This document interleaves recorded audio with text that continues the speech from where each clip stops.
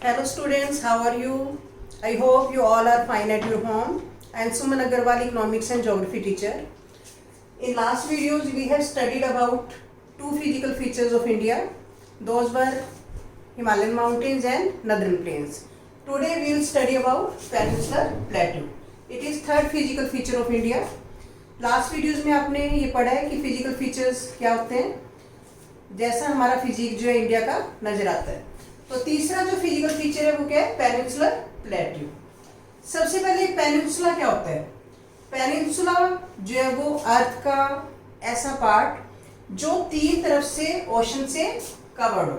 जैसे हमारे इंडिया का जो सदर्न पार्ट है वो एक तरफ से अरेबियन सी से, एक तरफ से बे ऑफ बंगाल से और इधर साउथ में इंडियन ओशन से ये कवर्ड है।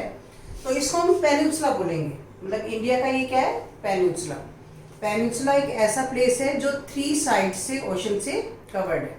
जो चारों तरफ से पानी से कवर्ड होता है उसको हम क्या बोलते हैं, आइलैंड। लेकिन पेनिनसुला तीन तरफ से ओशन से कवर्ड होता है। प्लेट्यू आपको बताया था मैंने, टेबल लैंड, मतलब जिसका ऊपर का जो सरफेस है वो फ्लैट होता है, इसको क्या बोलते हैं, प्लेट्यू।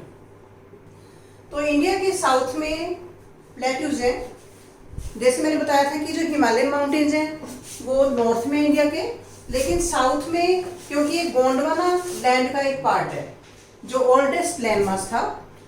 ओल्डेस्ट लैंड मास होने के कारण उसका इरोजन हो गया और इरोजन के कारण जो यहाँ पे जो सरफेस है वो ज़्यादा उसकी हाइट नहीं है और ऊपर से वो फ्लैट हो गया है, यानी कि टेबल लैंड। जैसे आपके घरों में टेबल होता है, ऊपर उठा हुआ होता है लेकिन ऊपर से कैसा होता है, फ्लैट होता है। तो इसलिए इसको क्या बोलते हैं, टेबल लैंड। तो आज हम इसके जो हमारे इंडिया का जो सदर्न पार्ट है जो कि प्लेट्यूज से बना है उसके बारे में पढ़ने वाले हैं। तो सबसे पहले तो जो प्लेट्यूज हैं वो इंडिया के साउथ में लोकेटेड है और प्लेट्यूज आपको पता चले गया कि ये होते रॉकी एरियाज हैं लेकिन ऊपर से ये फ्लैट होते हैं। ज़्यादा जो ऊंचे जैसे हिमालयन माउंटेन है उनकी पीक्स है, वैसे यहाँ पे पीक्स नहीं होती। तो सबसे पहले पेनिनसुलर प्लेट्यू की हम कैरेक्टरिस्टिक्स देख लेते हैं कि इट इज टेबल लैंड। ये टेबल लैंड है composed of old crystalline igneous and metamorphic rocks।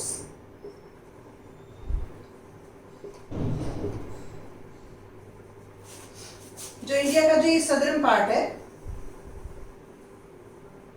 ठीक है, इसके बारे में पढ़ रहे हैं हम। इसका नदर्न में भी एक्सटेंशन है।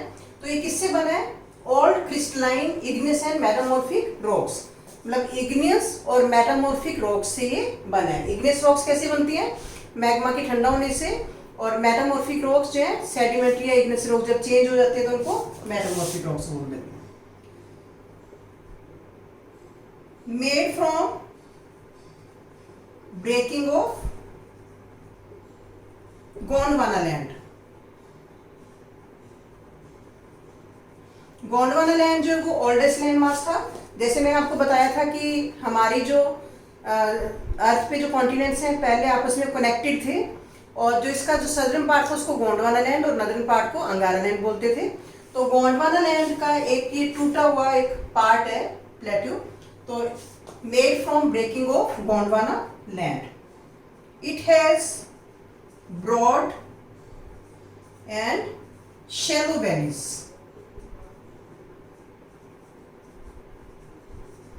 Shallow valleys and rounded hills।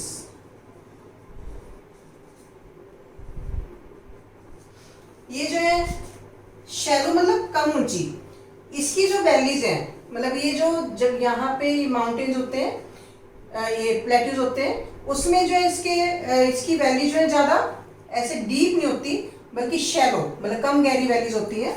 और राउंडेड हिल्स, मतलब जो हिल्स भी है इसकी ऐसे राउंड शेप में, ऊपर से राउंड होती है, ना कि ऐसे पीक होती है। जैसे हिमालय की तो पीक्स होती है लेकिन इसकी जो हिल्स हैं वो कैसी हैं, राउंडेड शेप में। It has two broad divisions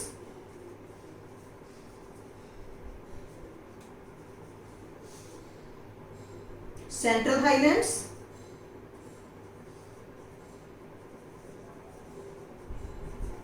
and Deccan plateau.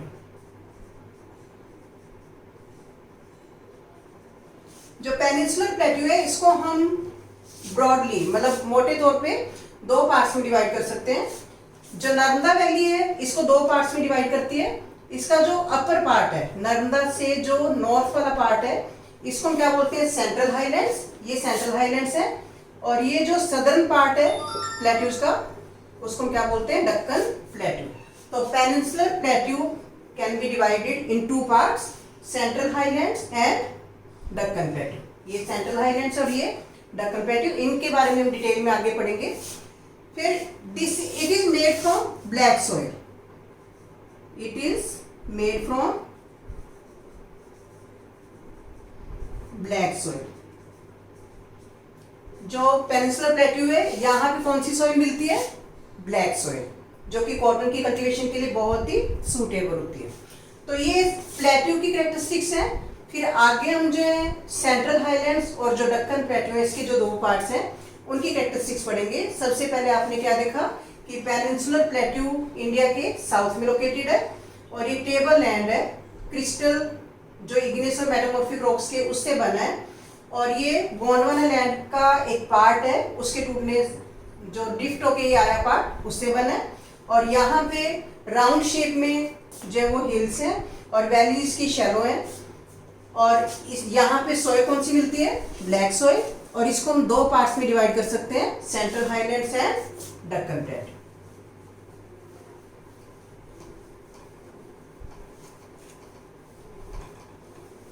अब सबसे पहले हम पेनिनसुलर प्लेट्यू का जो सेंट्रल हाईलैंड्स है उसको पढ़ेंगे।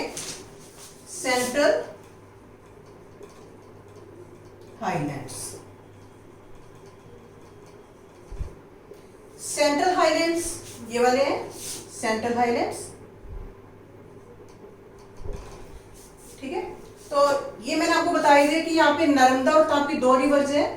तापी इसके साउथ में है, लेकिन नर्मदा के नॉर्थ में जो इसका पेनिनसुला का पार्ट है उसको हम सेंट्रल हाईलैंड्स बोलते हैं। तो इसके इधर आपको डायरेक्शंस तो पता ही है, आप ये वेस्ट है, ठीक है। तो छोटा नागपुर, जो ये छोटा नागपुर प्लेट्यू है, सेंट्रल हाईलैंड्स है। सेंट्रल हाईलैंड्स के वेस्ट में कौन सा माउंटेन है, अरावली। तो सबसे पहले हम इसकी कैरेक्टरिस्टिक्स देखते हैं, छोटा ना ये सेंट्रल हाईलैंड्स की। It is located north to Narmada, Narmada river के नॉर्थ में लोकेटेड है। मेजर पार्ट्स ऑफ मालवा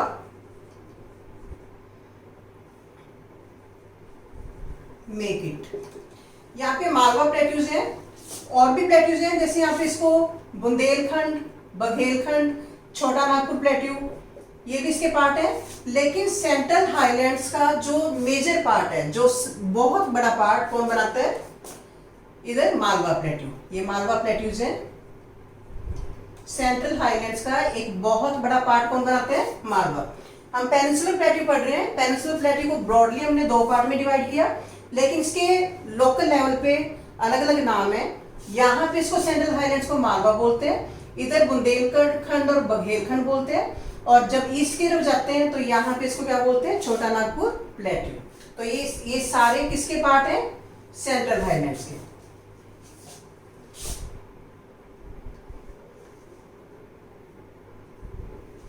इसके साउथ में क्या है, विंध्याचल माउंटेन्स। यहाँ पे माउंटेन्स है, माउंटेन की रेंजेस है। तो ये कौन सी रेंज है, विंध्याचल। जो सेंट्रल हाईलैंड्स है इसके साउथ में कौन सी रेंज है, विंध्याचल माउंटेन, ठीक है। इसके नॉर्थ वेस्ट में जैसे हमने पढ़ा अरावली माउंटेन्स है। और सेंट्रल हाईलैंड्स की जो सदर्न बाउंड्री है वो कौन बना रहे हैं, Vindhyachal range, covered by Vindhyan range in south। and Aravallis in north west. North west में अरावलीज है और साउथ में क्या है इसके, Vindhyachal. Rivers such as Chambal, Sindh, Betwa, Ken flows southwest to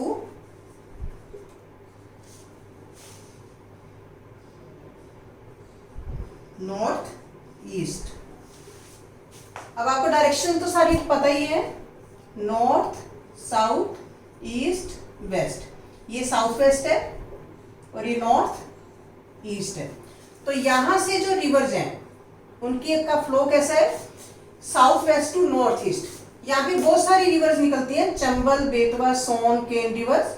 तो ये जो है इधर, इनका फ्लो किधर है, साउथ वेस्ट, मतलब यहाँ से शुरू होती है और नॉर्थ ईस्ट की तरफ जाती हैं, जो कि इसका फ्लो दिखा रही है कि इस यहाँ का डक्कन प्लेट्यू का फ्लो क्या है, south west to north east. ठीक है। Wider in west and narrow in east. ये जो प्लेट्यूज हैं वो जो है वेस्ट में ज्यादा चौड़े हैं और ईस्ट की तरफ जाते जाते कैसे होते जाते हैं, नैरो होते जाते हैं। Eastward extensions is known by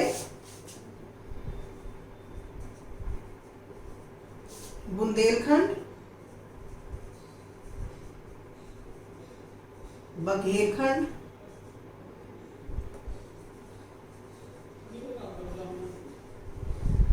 and Chota Nagpur plateau.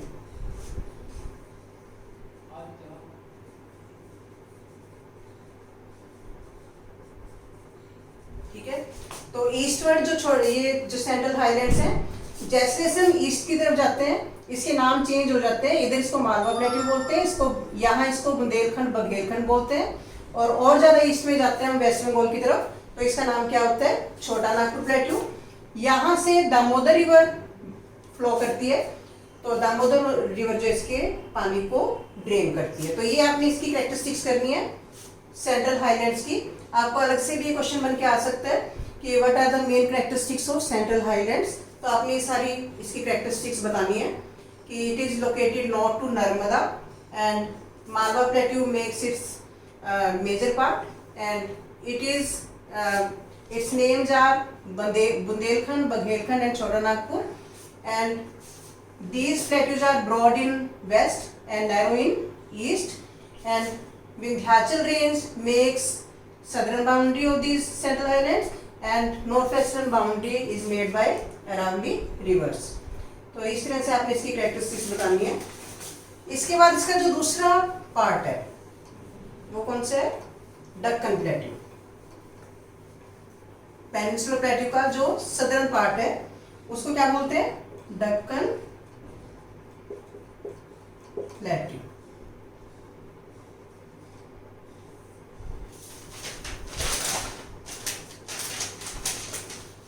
तो जैसे मैंने बताया कि नर्मदा रिवर के नॉर्थ वाला जो पार्ट है उसको तो हम सेंट्रल हाईलैंड बोलते हैं। तो नर्मदा और तापी रिवर है यहाँ पे, उसका जो सदर्न पार्ट है इसको हम क्या बोलते हैं, डक्कन प्लेट्यू। ठीक है। ये ट्रायंगुलर शेप में है, जैसे आपको नजर आ रहा है ट्रायंगल है ये, और नॉर्थ में ये ज्यादा ब्रॉड है और साउथ में ये नैरो है। और इनकी क्या क्या कैरेक्टरिस्टिक्स हैं, इसकी जो नदर्न बाउंड्री यहाँ पे सतपुड़ा रेंज है, यहाँ पे दो रेंज, एक तो विंध्याचल रेंज है, सतपुड़ा रेंज। तो सतपुड़ा रेंज इसकी नदर्न बाउंड्री बना रही है और इधर ये वेस्टर्न घाट्स है, वेस्टर्न घाट्स इसकी वेस्टर्न बाउंड्री बनाते हैं, ईस्टर्न घाट्स इसकी ईस्टर्न बाउंड्री बनाते हैं। और इसका जो स्लोप है वेस्ट में ये ज्यादा ऊंचे हैं और ईस्ट में ये कम ऊंचे हैं। जो डक्कन प्लेट्यू है वेस्ट डायरेक्शन में ये ज्यादा ऊंचे हैं, यहाँ पे ऊंची ऊंची जो हिल्स हैं और ईस्ट की तरफ जाते जाते ये क्या हो जाते हैं, थोड़े से कम ऊंचे रह जाते हैं। तो इनकी कैरेक्टरिस्टिक्स पढ़ते हैं। सबसे पहले ट्रायंगुलर लैंडमास है, lying south to river Narmada. Narmada river के साउथ में है ये। Northern border made by Satpura range.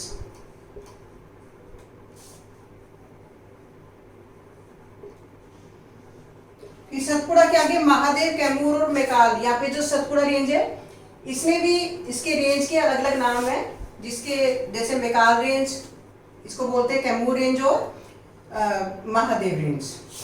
इसके बाद हायर इन वेस्ट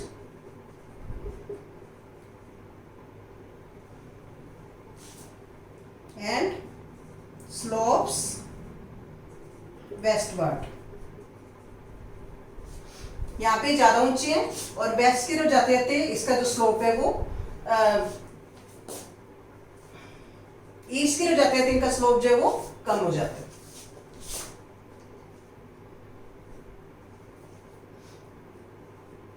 इस extension is also in Meghalaya known as गारो, खासी एंड जमतिया। तो ये जो दक्कन प्लेट्यू है इसकी जो एक्सटेंशन है ये इधर जो मेघालय की तरफ भी है। मेघालय जहाँ पे वर्ल्ड की हाईएस्ट रेनफॉल रिकॉर्ड की जाती है, तो यहाँ पे भी छोटी छोटी हिल्स हैं, गारो, खासी और जमतिया।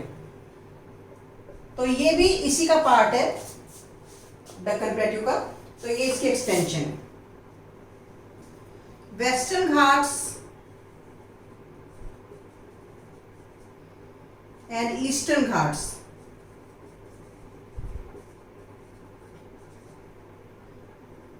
मेक